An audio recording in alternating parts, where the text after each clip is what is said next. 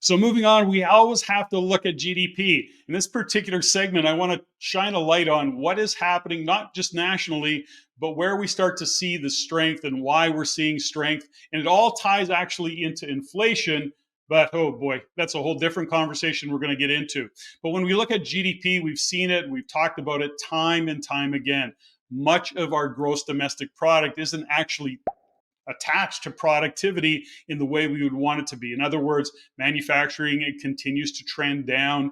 We start to see that the import exports are very, very minimal. In other words, it's negative, it's positive. Sometimes we export more than we import, and then vice versa. But Canada is still not stepping up and actually exporting goods. Now, there's lots of conversation, if you will, even controversy about what's happening in Alberta in terms of getting oil out of the province, heading it over to Texas, shipping it abroad. That's a different conversation. But ultimately, we come back to one fundamental issue that Canada has. And so much of our GDP is based on housing. Yet because of interest rates, because deals don't pencil, builders / developers are slowing things down. They're not jumping into the market, although we start to see an uptick in multifamily. Going to talk about that in a minute.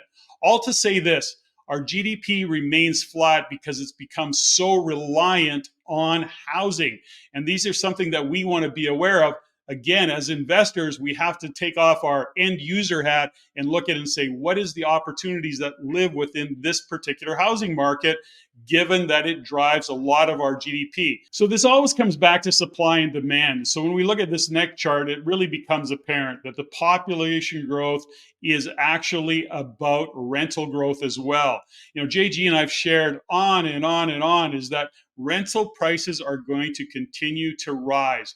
You're not going to see big pullbacks in the rental market and in the rental price market based on the fact that population growth continues to pour into the country, continues to pour into all of the provinces, really. And yes, we look at Alberta, we look at British Columbia, and we start to see the fact that if you look at this chart, it is historically shows you that what is happening is that rent prices go up based on population growth.